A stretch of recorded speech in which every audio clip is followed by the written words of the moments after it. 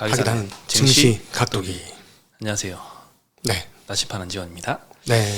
깨진 각도기. 네. 깨졌습니까? 나한테 도대체 왜 이러는 거야? 막 여러 단어들 아작스 백작이 된 것 같은 느낌. 아작스 났어 아주. 네. 네. 그래서 각오도 하고 있었는데 하반기 들어서 하루에 빠진 것 중에 최고 같은데요. 요즘에 주변에 악소리가 좀 많이 들리는 것 같아요. 힘들다는 얘기가 많이 들리는 것 같습니다. 저는 사실 이게 충분히 예상되었다고 생각합니다. 제가 오랜 경험에서 추석 전에 좋은 적이 없어서 그래서 맨날 추석 전에 세뱃돈 찾는다고 그래서 안 좋다 항상 그 얘기가 있었는데 네. 그건 저만 그런 게 아니라 저보다 이제 나이 드신 선배님들하고도 얘기해 보면 자기도 그럴 줄 알았대. 근데 혹시 설마 이번엔 아니겠지? 그렇지. 그런 생각으로 고대로 그러고 한 10년을 했는데 거의 10년 동안 물을 먹은 거야. 추석 전에 항상 이렇게. 근데 요번에는 게다가 너무 힘이 없어. 오늘 거래 대금을 봤는데요. 그동안 중에 최저예요. 안 그래도 최근에 거래 대금이 없었잖아. 근데 거기에다가 외국인 선물이 마지막 나 종가 이후는 안 봤는데 18,000개가 쏟아져 나왔어요. 이건 버틸 재간이 없는 거야. 예. 막판에 좀 쓸어 담았을 것 같긴 한데 마지막 종가 직전에 18,000계약 매도였어요. 지수가 안 빠질래 안 빠질 수가 없죠. 제가 3시 40분쯤 보니까 네. 13,000계약. 그러니까 막판에 5,000계약 가까이 샀네. 다시. 예. 야. 요즘 현물 시장에서는 큰 움직임이 없거든요. 뭐 1,000억 미만이에요. 코스피 같은 경우에는 네. 순매도가. 근데 요즘에 외국인들이 선물 시장에서 좀 큽니다. 그러니까 제가 보기에는 이게 선물에서 외국인들의 투기적 매도가 조금 같이 엮인 것 같아요. 프로그램만 연계된 자금은 아닌 것 같아 이게. 그러니까는 매도를 치는데 더 빠지니까 더 추가로 매도 치고 계속 매도 치고 해서 종가에 확 걷어들이면 중간에 매도 친 것들은 먹었잖아. 계속 지수가 떨어졌으니까. 그러니까 그게 아닌가 싶어요. 왜냐하면 선현물 연계성이 너무 선물 사이즈가 커지니까 그리고 이제 기관은 뭐 당연히 프로그램으로 매도를 당연히 때리고 그러니까 상관없이 모든 업종 전 업종이 다 빠지는 그런 흐름 보여주는 거고 뭐 어쨌든 제가 보기에는 프로그램 매도 그러니까 선물 매도와 프로그램 매도로 인해서 빠지는 몫이 오늘 한 절반은 됐다고 봐야 되는 거 아닌가 싶습니다. 오늘 하락분에. 그럼 결국 이거는 뭐 기회가 있으면 바로 또 회복할 수 있다는 얘기가 되겠죠. 냉정하게 보면. 네. 네, 오늘 코스피는 1.75% 하락, 코스닥은 2.5% 하락을 네. 했습니다.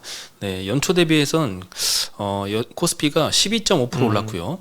코스닥은 26.7% 오른 상태입니다. 굉장히 많이 빠졌어요. 코스닥도 30%가 깨졌고 코스피도 15%가 깨졌습니다. 네. 참 최근 들어서 급락이 좀 크게 펼쳐지고 있고 오늘 같은 경우에는 대만, 일본, 홍콩 다 1% 이상씩 좀 하락을 했고 상해만 0.4% 정도 하락이 그치네요. 전 덕분에 오늘 이 가격까지 떨어졌어. 깜짝 놀래가지고 주식을 사다 보니까 이제 현금이 거의 없어지네.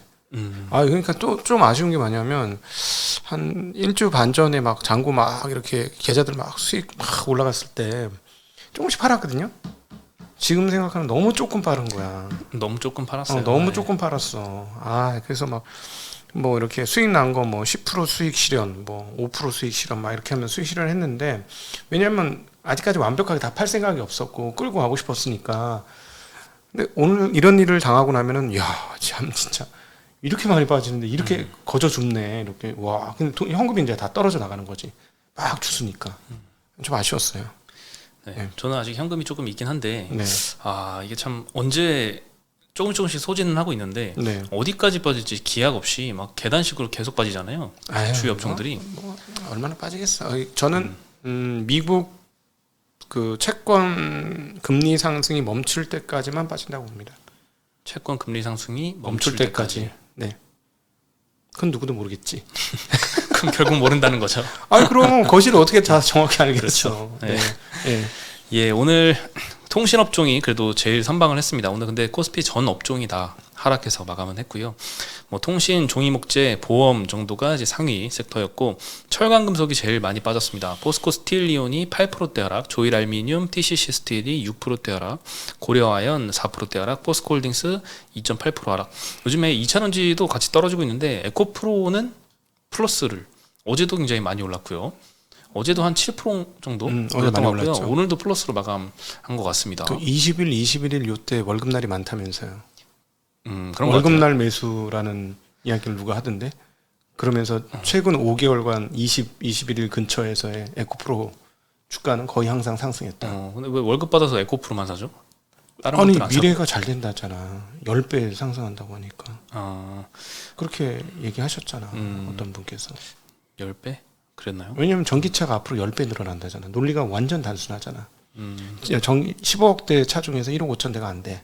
전기차가. 이제 15억대가 다 바뀔 거야. 전기차로 장기적으로. 그러니까 주가가 10배 올라야 돼. 아, 이 논리잖아요. 그럼 논리가 엄청 단순하긴 하죠. 그렇군요. 아, 근데 오늘 월급 삭제 날이었어요. 오늘 사실 월급 날이긴 한데 21일이잖아요. 월급 뭐 다 삭제되셨을 것 같아요. 제가? 저 2주 동안에 한 연봉 삭제된 것 같은데? 그런 분들이 이제 많은 것 같아요. 특히나 요즘에 그 인기 섹터로 많이 좀 돈이 몰렸잖아요. HBM이나 이런 반도체 이제 간다야 되는데 HBM 같은 경우에도 오늘 좀 악재가 나오면서 네, 악재였죠. 예, 네. 오늘 좀 HBM만큼은 믿었는데 반도체 관련 악재 오늘 굉장히 많이 떴습니다. 네, 그래서 이 좀 이따 말씀드리겠습니다. 네. 그리고 화학 섹터에서도 좀 많이 하락을 했습니다. 네. 뭐 섬유유복 섹터, 서비스업이 보니까 오랜만에 카카오 주가를 한번 봤거든요. 네. 와, 좀 고점 대비해서는 엄청나게 많이 빠졌더라고요. 뭐 거의 신저가 달려가고 있습니다. 이러니까 고점 잡으면 안 되는 거야. 사람 우르르 몰릴 때 조심해야 되고. 다시 한번 교훈 삼아야 되지. 카카오는 볼 때마다 진짜 쓸개즙을 빨듯이, 아니 곰의 쓸개를 빨듯이. 그걸 뭐라 그러지? 고사성어로? 모르겠는데요. 읍참 마술인가? 아닌가? 어. 뭐지? 뭐 있잖아요. 내가 갑자기 생각이 안 나네. 네. 메모리를 바꿔야 될 것 같아요. 네. 그래서 뭐 네이버도 카카오도 오늘 3%대 하락을 했고요. 하이브가 BTS 재계약했지만 5% 정도 하락했고, 특히나 이제 오늘 충격의 YG 엔터테인먼트. 네. 단독 보도로 한 3시 13분 정도에 뭐 로제 빼고는 나머지는 다 소속사를 또 이전을 해서 같이 활동은 하지만 YG에서 빠져나간다는 단독 보도가 나온 직후에 한 13% 정도 하락해서 마감을 했고요. YG에서 공식적으로는 아직 결정된 바 없다라고 코멘트는 했지만 시장에서는 뭐 어느 정도 결정이 된 것 같다라고 확신을 하는 것 같습니다. 네. 블랙핑크에 대한 이야기는 연초부터 많이 있었어요. 많이 있었죠. 네. 근데 조금 더 이게 확신에 가까워지는 그런 흐름을 좀 보이고 있습니다. 근데 이제 그 그룹 자체가 해체가 되면은 개별적으로 활동할 때 인기가 없어집니다. 그 기억하세요? 뭐 그룹으로 활동하다 단독으로 해서 살아남은 사람은 진짜 손가락에 꼽거든. 이효리. 동방신기 이효리 정도밖에 없어. 이효리요. 동방신기 그러네요. 중에 누가 떴어요? 동방신기 5명인가 6명 중에 3명이 나와서 따로 했잖아요. SM에서 나와서. 그건 뭐 옛날 얘기잖아. 그거 별로 못 떴잖아요. 그 동방신기 예전 인기만큼은 안 됐죠. 그럼 그러니까 기존 그 인기를 유지를 못해. 내가 보기엔 유일한 사람은 이효리 정도? 그 정도 외에는 없는 것 같은데. 그렇군요. 그래서 엔터 업종도 요즘에 참 힘든 것 같습니다. 하이브 같은 경우에는 BTS에서 뭐 재계약한다고 했는데 그런데도 빠졌습니다. 아무래도 이 엔터사들 중에도 멀티플이 좀 차이가 많이 나잖아요. 네. 회사들 간에. 근데 그 멀티플 뭐 할인을 많이 하는 요소 중에 하나가 이런 특정한 멤버들의 너무 많은 이제 매출 비중이 쏠려 있는 경우도 좀 리스크로 거론이 되는데 그런 거에서 시장이 언더밸류 주는 이유를 오늘 좀 알게 된 것 같습니다. 네. 네, 그리고 증권업종도 빠졌습니다. 다울투자증권이 7% 정도 하락을 했고요. 키움증권도 거의 5% 하락했습니다. 뭐 NH, 교보, 하나투자 다 2, 3%씩 하락을 했는데 다울투자는 경영권 분쟁이 이제 시작될 것 같습니다. 예전에 그 라드건 사태 이후로 많이 빠졌을 때 어떤 한 슈퍼개미가 김모 씨가 대량으로 매수해서 2대주주까지 올랐잖아요. 이번에 이제 일반 투자에서 경영권 영향으로 보유 목적을 변경했습니다. 네, 지분이 어느새 14.3%까지 올라왔고 대주주는 25%라서 아직은 차이가 굉장히 큽니다. 야, 증권사가 개인의 먹잇감이 될 정도로 쪼그라들었구나. 그지? 네. 하기야 뭐 저도 그런 생각 많이 들어요. 몇몇 회사들 보면은 뭐 시가총액 뭐 2천억 막 이런 데 있거든요. 그 건물도 덩그러니 여의도에 하나 갖고 있거든. 그 건물값도 안 되는 거야. 회사들이 다른 자산 가치 다 빼고. 그러면 내가 돈 많으면은 한번 해볼 만할 것 같아. 저도 이제 요즘에 그런 종목들이 하나 보였어요. 시총이 한 500억대 되는데 현금이 500억 정도 있고요. 그리고 부채가 없고요. 이자 나가는 부채가 없고 매년 순이익이 한 100억씩 나옵니다. 꾸준하고요. 그렇죠. LBO 대상이잖아 우리 입장에서. 게다가 대주주 지분율은 50%도 안 되고요. 많이 안 돼야 돼. 많이 안 됩니다. 많이 안 돼. 왜냐면 어디 숨어 있는 대주주가 분명히 있을 수도 있어. 그 제가 500억만 있으면 500만 있으면 그냥 때려 부으면 되지. 이거 그죠? 그냥 사버리고 싶거든요. 그렇지. 한 1,500억까지 간다고 생각하고 근데 1,500억까지 더 갈 걸? 500억 때려 부으면 한 3,000억 갈 걸. 그럴 수 사는 있겠죠. 과정에서. 예. 그렇겠지만 하여튼 이렇게 한번 기대를 이런 해보겠습니다. 종목들이 좀 있긴 합니다. 우리 나중에 한번 기억해 주세요. 우리 나침판이 나중에 되면 대주주 등극 뭐 이런 거 소식 한번 나오는지 한번 공시에 이름을 올리는 날. 머리 약간 희끗희끗 하려고 막 할 때쯤 막 그때까지. 대주주 등극 뭐 이렇게 네? 딱 나오는 거지. 네. 그럼 또 죽기 전에 뭘 죽기 전에 다트 공시에 이름 한번 올려보고 죽어야죠. 네. 금방 됩니다. 네, 현재 추세로 가시면 될 거예요. 네. 오늘 시장에 참 영향을 제일 많이 끼쳤던 이슈는 FOMC 점도표 상향 이슈였던 것 같습니다. 네. 기준금리는 뭐 다 예상대로 동결을 했는데 24년도, 25년도 점도표를 50bp씩 상향을 시켰습니다. 일단 6월 점도표하고 9월 점도표하고 비교를 해보면요. 23년 말 기준 점도표는 5.625%로 동일한데 24년 말에는 4.62에서 5.125로 50bp 정도 올랐고요. 25년도 기준으로도 3.375에서 3.875로 50bp 올랐습니다. 네. 금리를 내년도부터는 좀 빠르게 내려서 원래는 이제 연말 5.625에서 뭐 4.625까지 이거는 뭐 100bp 내린다는 거죠. 1년 후에.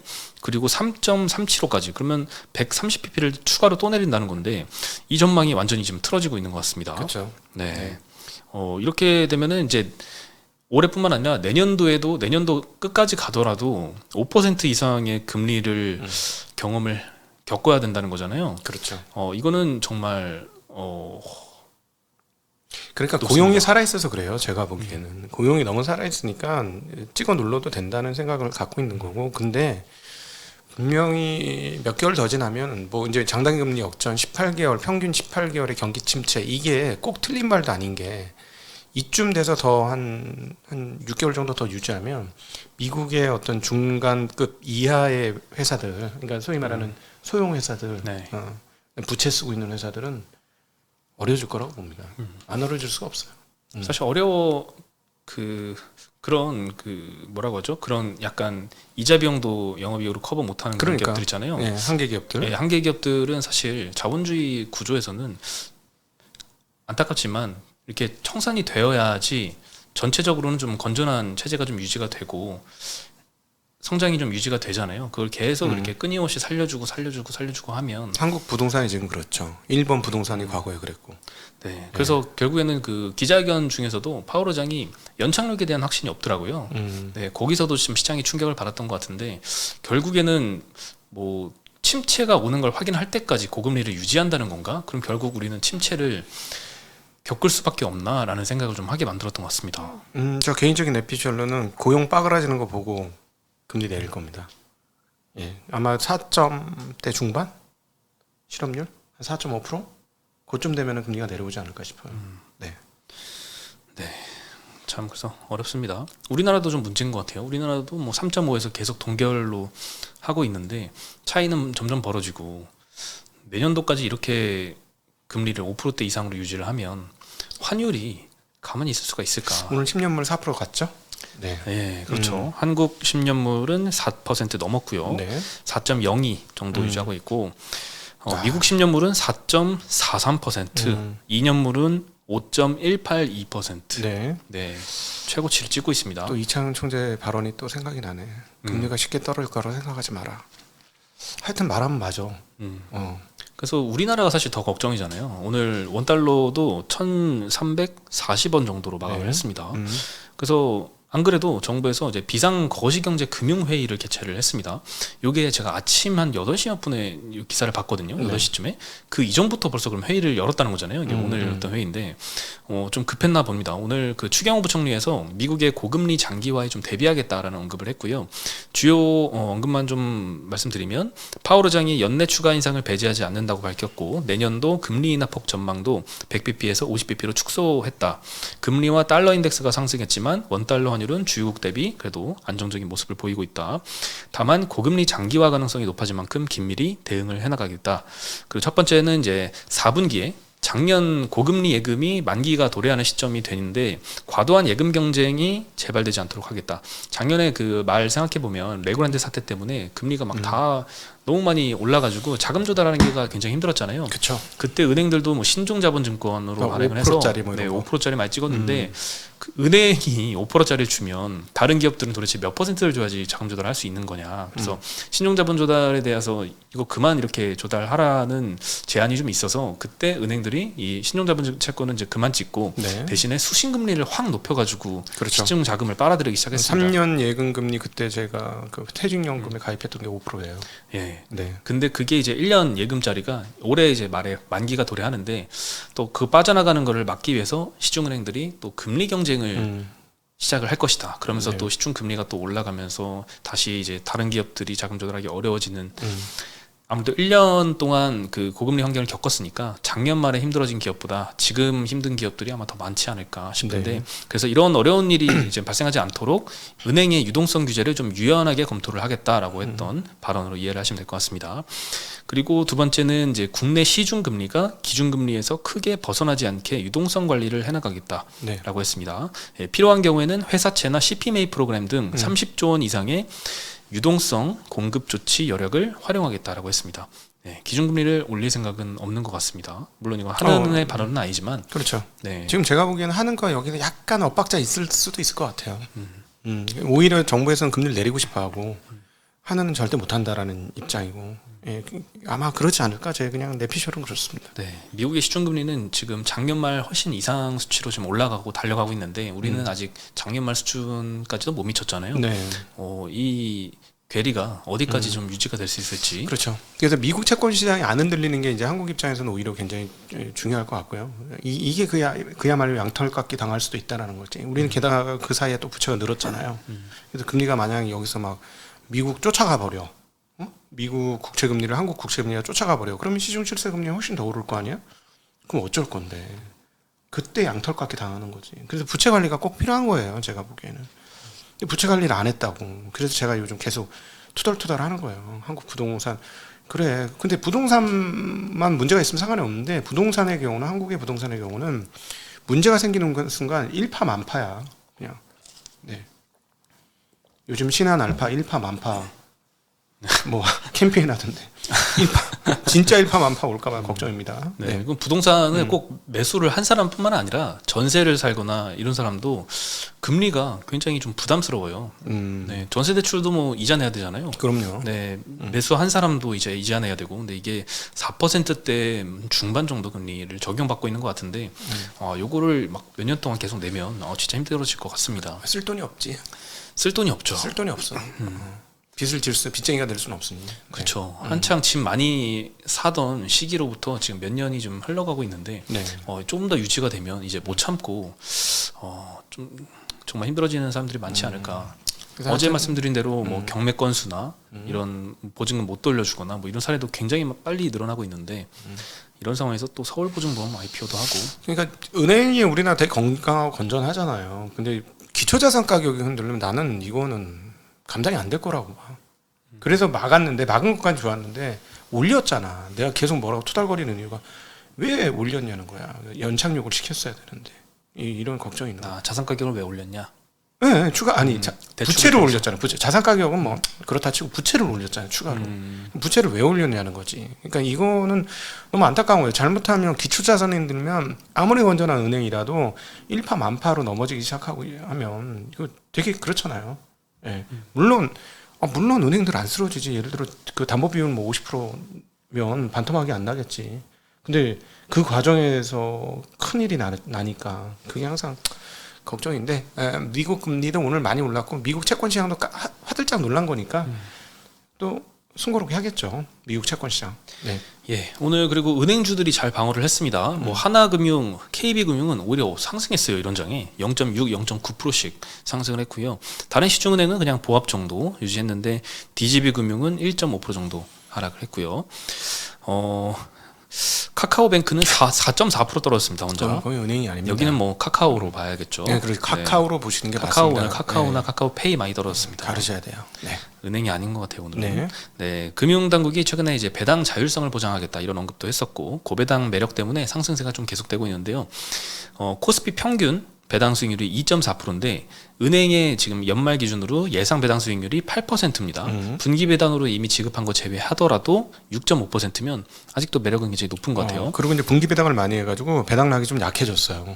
연말 기준으로. 네. 네. 그리고 지난 5년 동안 은행들의 평균 배당 수익률이 5.7%라고 생각을 해보면 신한에서는 아직 20% 정도 내외의 업사이드가 남아있다라고 오늘 평가를 하고 있습니다.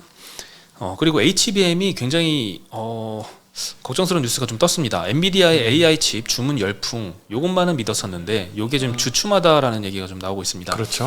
20일 대만 매체 테크뉴스에서 보도했는데요. 마이크로소프트가 엔비디아의 H100 주문을 줄이고 있다라고 보도를 했습니다. 마이크로소프트가 최근에 이제 인공지능 비서 마이크로소프트 365 코파일럿 요 성능이 기대에 좀 못 미친다는 점을 좀 원인으로 거론을 하고 있고요. 이 365 코파일럿은 뭐 예를 들면 우리가 파워포인트에서 원하는 목적의 좀 글만 적어도 수준 높은 PPT를 AI가 제작을 해주는 서비스라고 합니다. 근데 여기 사용자들이 좀 만족할 만하게 그렇게 막 멋진 결과를 못 내주나 봐요. 그래서 수요가 빠르게 늘지 않고 있다고 합니다. 그래서 AI 칩 주문도 정점을 찍고 좀 내려오고 있는 것 같다라는 보도였습니다. 쓰세요? 지금? 저는 아직 안 쓰고 있어요. 저는 한 번 썼다 안 쓰거든요. 그래서 난 그게 신기한 거야. 이게 나 잘 안 쓰는데 누구는 많이 쓰나? 쓰는 사람만 쓰는 거야. 학생들이나 이런 분들. 네. 네, 챗 GPT 요것도 사용량이 6월부터 처음으로 이제 감소하기 시작했답니다. 그래서 생성형 AI 열풍이 조금 식은 게 아닌가 이런 우려스러운 보도가 나왔고 사실 기억을 떠올려 보면 예전에 반도체 뭐 HBM 관련돼서도 한번 조정이 있을 때 이런 류의 뉴스가 나왔어요. 이제 끝난 거 아닌가? 근데 또 무섭게 또 반등해서 올라갔거든요. 네, 이번에는 또 어떻게 될지 한번 봐야 될 것 같습니다. 네. 네, 오늘 소식은 여기까지입니다. 예. 많이 힘드시고요. 네, 프로그램으로 인해서 떨어진 부분은 또 복원이 그렇게 오래 안 걸릴 겁니다. 그리고 이제 중요한 거는 미국 채권 시장이 안정되면 미국 시장도 안정이 될 거예요. 그러면 우리도 거기에 따라서 급하게 떨어진 거는 또 일부 회복을 할 것이고 심리가 나빠서 떨어진 것도 일부 회복을 할 겁니다. 네. 네, 그러면 오늘 힘내시고요. 네. 내일 다시 인사드리겠습니다. 네, 안녕.